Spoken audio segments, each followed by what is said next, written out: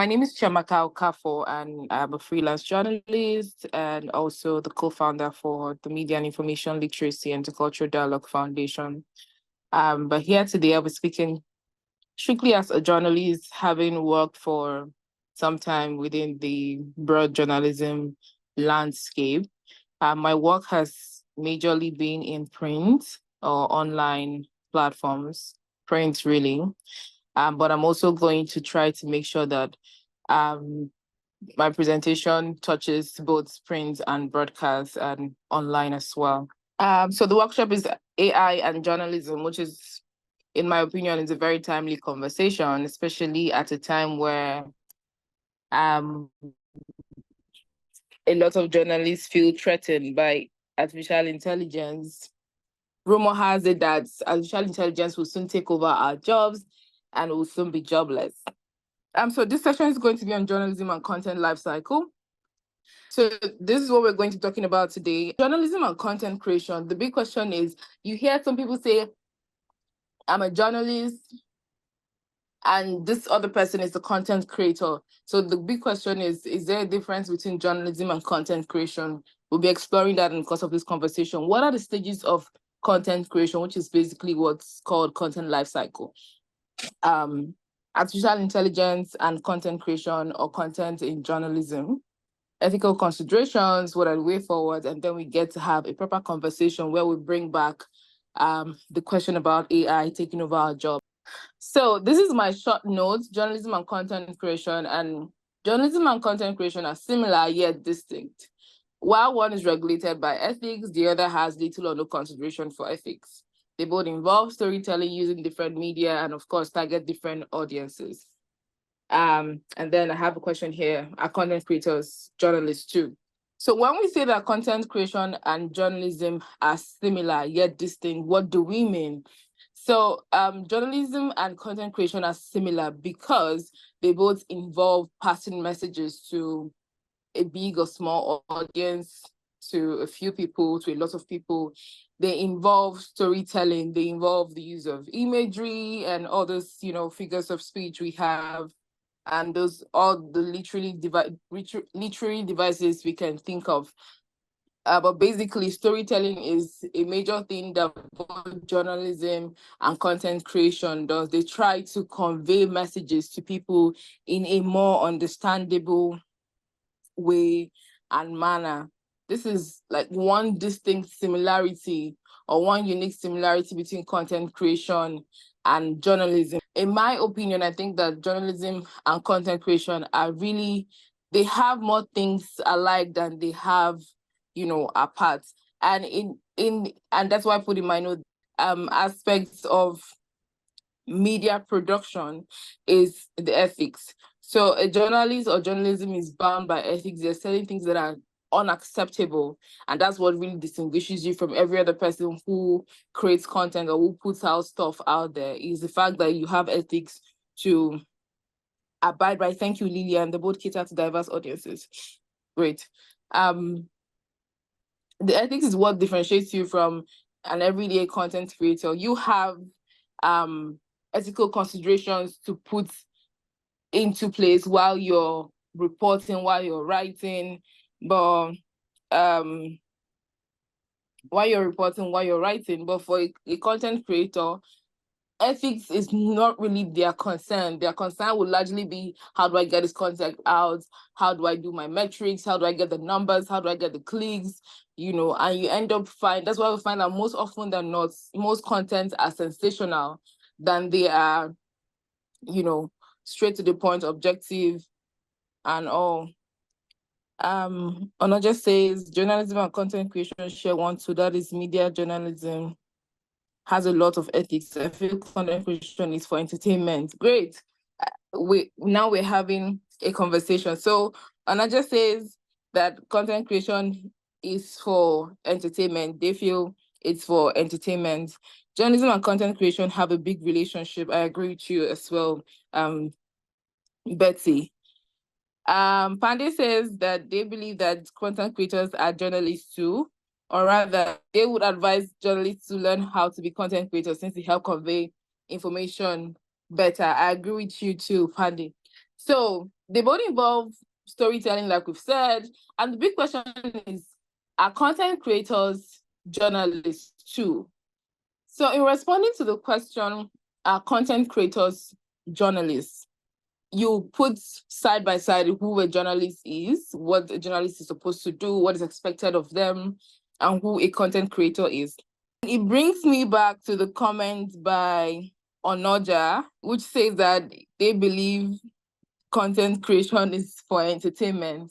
And I kind of, I can relate with your thoughts process and why you say that. Adeleke said journalism and content creation are different things entirely. Please, we do not need to bring them together. Great. All journalists create content, but not all content creators produce journalistic content. I think it depends on how we look at the journalism.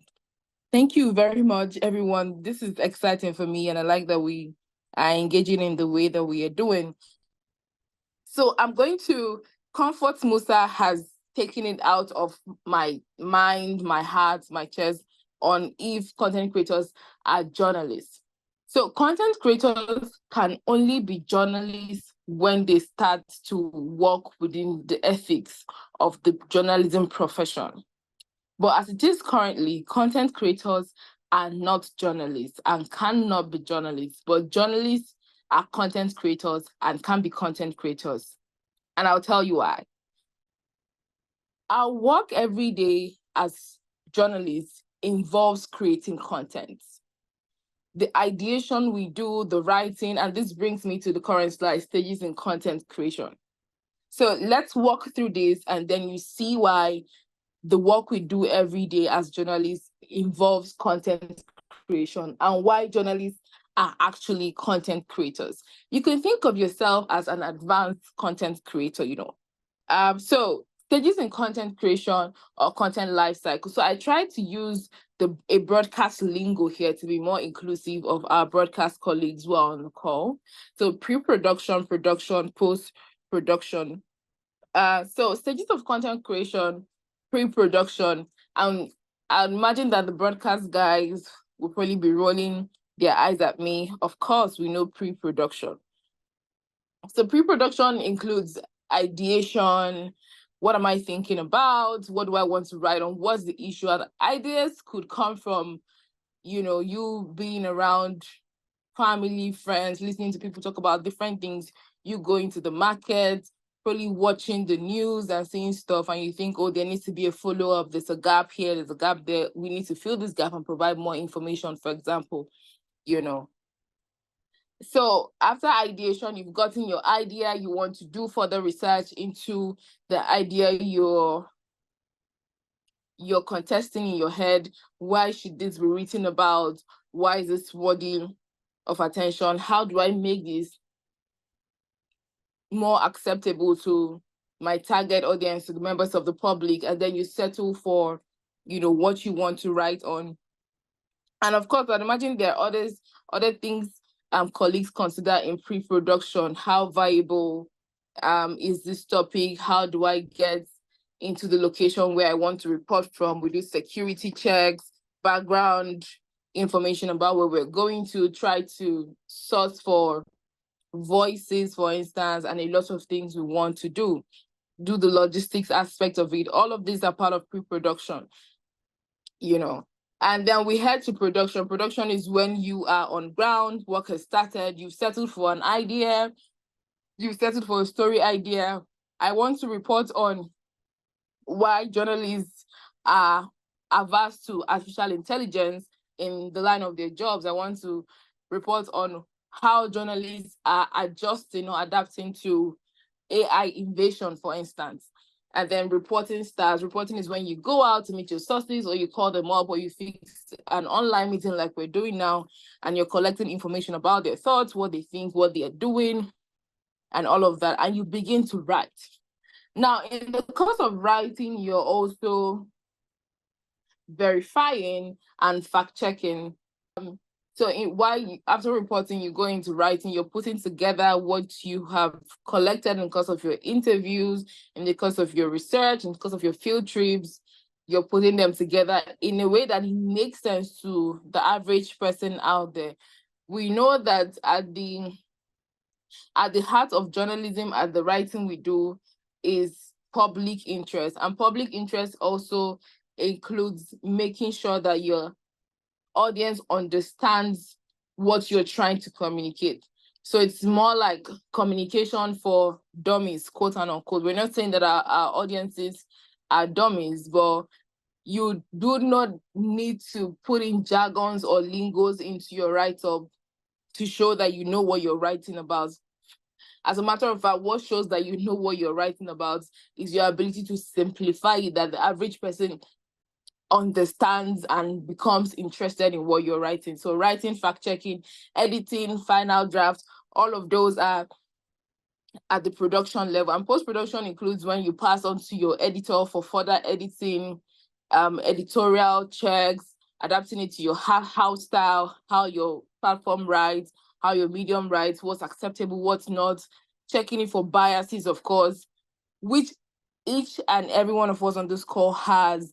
Everyone on this call has a bias, whether we know it or not, whether it's pronounced or not, whether we're able to suppress them or not, our biases exist. And that's why we have editors who check for further biases and something that we may have missed. And it goes on to publication, and then there is distribution, there's repurposing for several platforms. And I thought it was important to put this, the line about repurposing for several platforms, now that a lot of mediums have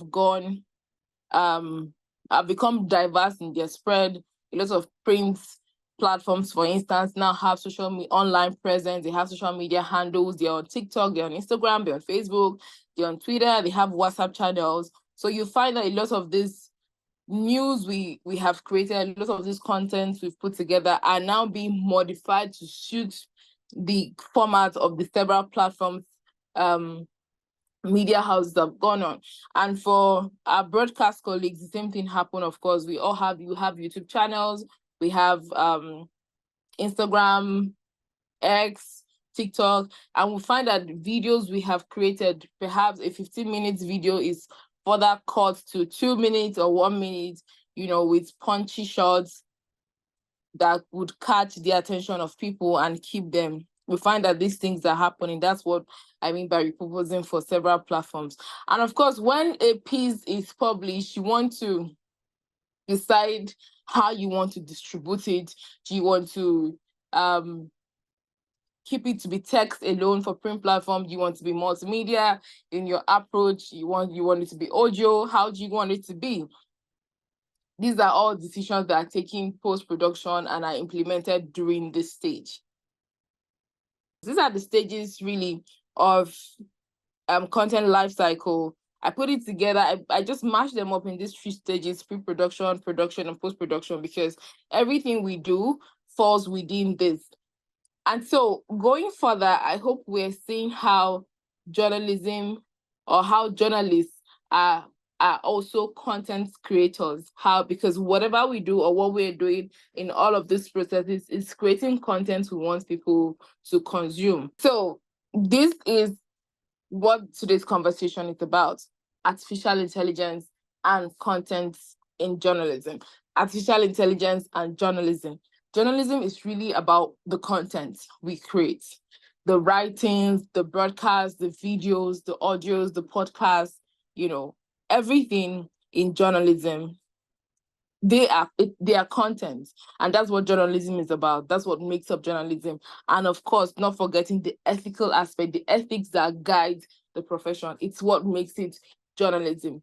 The only thing that differentiates journalism from average and everyday content creation is ethics. Big question here is, how does AI impact the various stages of content creation? Not so little secrets. I use AI in my work every day. I use AI in my ideation process. I use AI in my writing process. I use AI in my research. I think at this point, I breathe AI literally. So I have Meta AI here, ChatGPT, and Microsoft Copilot. I don't use ChatGPT a lot. I use Meta AI. And yes, I use Meta AI a lot through my ideation process too. So Meta AI is the one, I use the one on WhatsApp because WhatsApp is really easy peasy for a lot of us. You just go there to chat up friends and family to get work done, chat sources, and all of that. So take, for example, you're thinking through AI and journalism, and you're thinking about a story idea. I need to do some work around AI and journalism, and you're not clear on what you want to write on. Your mind has become a dumpster for several things. You've listened to and attended several conferences on AI and journalism, and you really want to write something to help colleagues understand how they could leverage AI, how AI can be useful, or also just write something that reflects or spotlights the challenges colleagues in journalism are facing with using AI. I'm trying to do a quick experiment while we're having this session. So are we all on WhatsApp here? Can we, and we have Meta AI on WhatsApp? Yes, do we? Philip, can I get a response? Yes, I give you a thumbs up. Yes. Okay. Yeah. So can we all quickly head to WhatsApp to see what we can find and say story ideas on artificial intelligence and journalism? Are we there? Yes, I'm there. Okay.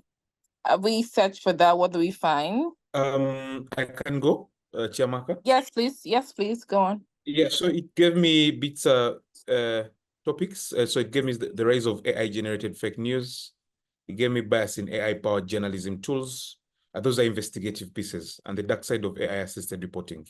It also gave me feature stories. It gave me profiles pieces. It gave me opinion and analysis pieces, data-driven stories, and so much more. Does it kind of explain to you what the story ideas will be touching on? It does, but it gave them to me in categories. So it gave me investigative pieces, gave me about 3 of them, gave me feature stories I could do. It gave me profile pieces.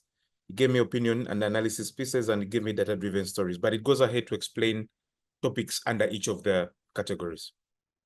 Does anyone else want to go with what they found? But just to complement what Philip has said, I don't know if it's whether or not we're using the same Meta AI, because mine is Llama 3.2. And what I found out is the first one, it's the impact of AI on journalism. And the first topic is the rise of robot reporter, AI-generated news, the human touch, and then there's the AI-powered investigative journalism. So I don't know if it's the same that Philip is looking at. So clearly, it looks to me as though we pretty have different things here.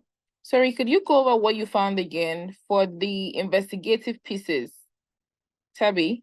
The investigative pieces, it's part of this generated, because remember you said we should type in story ideas on artificial intelligence and journalism, and here are some story ideas on artificial intelligence and journalism. So the first theme is the impact of AI on journalism. It has different points. And then the second one is AI-powered investigative journalism. It has different points. And then the other one is AI-generated disinformation and journalism. It has different topics. And then there's the AI-assisted media literacy and critical thinking. And it has under this one, the first point is teaching media literacy in the age of AI. The second one is AI-assisted fact-checking. So it's quite interesting if this is not what you guys are seeing on that side. Yeah. My guess is that this is according to our location. It's also the thing with AI. So my Meta AI is LLAM 3.2. And the first thing I say is investigative pieces, the AI-powered propaganda machine, bias in the algorithm, the dark side of AI-generated images. I see the rise of robot reporters, how AI is changing the way we consume news, the human side of AI-assisted journalism, and their opinion pieces, their personal stories and profiles, trending pieces, and all of that. So you are joining from South Africa? I'm seeing this is quite interesting. I'm looking at something totally different from what you're looking at. So I think Yeah. it's quite interesting that this is happening. Yeah, and it's good you've raised that observation. Where are you joining from? Well, I'm currently in Lesotho. It's just You're the in border away from Lesotho. South Africa. Yes. Yeah. And Philip, where are you joining from? Okay, who on the call is joining from Kenya? What do you see I'm at from your Kenya. end? Are you joining from Kenya currently? Are you in Kenya currently? Is that your location? Yes, I'm in Kenya. Yes, I'm unable to even get the AI stuff. I'm trying and nothing. I don't know. How do Have I you go used it about it from before? WhatsApp? No. So there's a search bar at the top of your WhatsApp chats that says Meta Yes. AI. Mikhail, did you find something? No, in the search, I'm not able to see the Meta AI. Pandey, where are you joining from? I'm joining from Uganda. Okay. Yeah, and here it investigative stories. It says the AI-powered investigation, how machines are helping journalists uncover the truth. That is the first. The second is the dark side of AI. The third is AI and bias. Then feature stories, meet the AI-powered journalists. Then the future of journalism. Then AI and democratization of journalism. Yeah, there's a long list down. I don't know if that is the same as Interesting. yours. No, it's not. So, fortunately for all of us, is that there are better AI experts on this call. I wouldn't try to dress myself in broad clothing to say I am an AI expert that understand how the algorithm works and the biases that happens with them.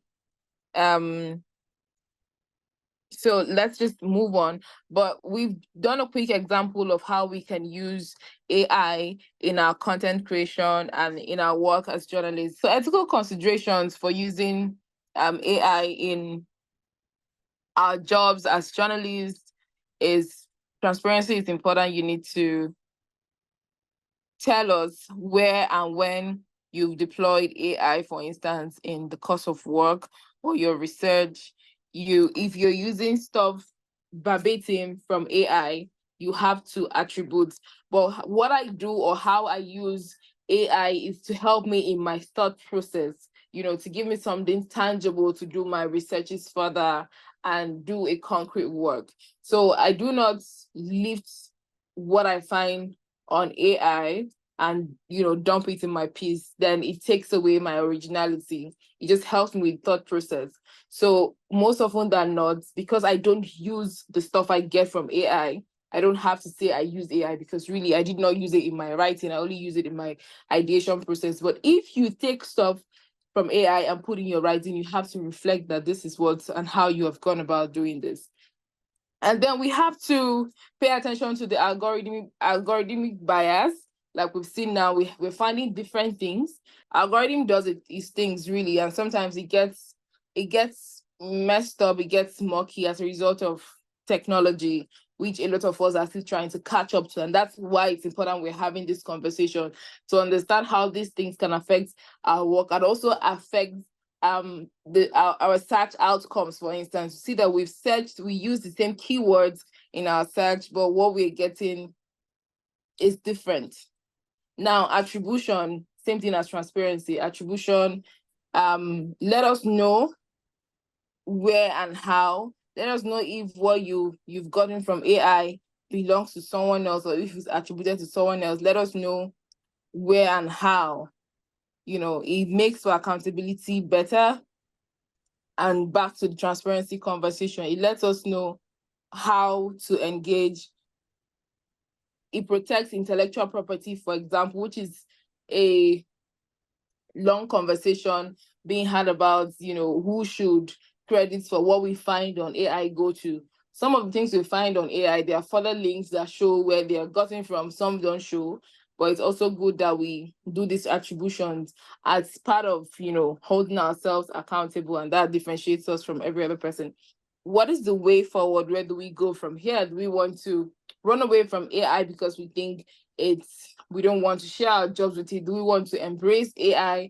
We want to get on board the AI conversation and equip ourselves more and do better? What exactly do we want to do?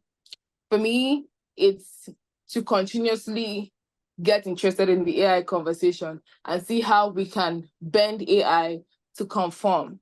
And then here, there's this little quote from me saying that artificial intelligence is meant to improve your creativity and not kill your originality. So it's me simply saying, do not throw away your brains because AI is presumably or supposedly doing a better job than your brains.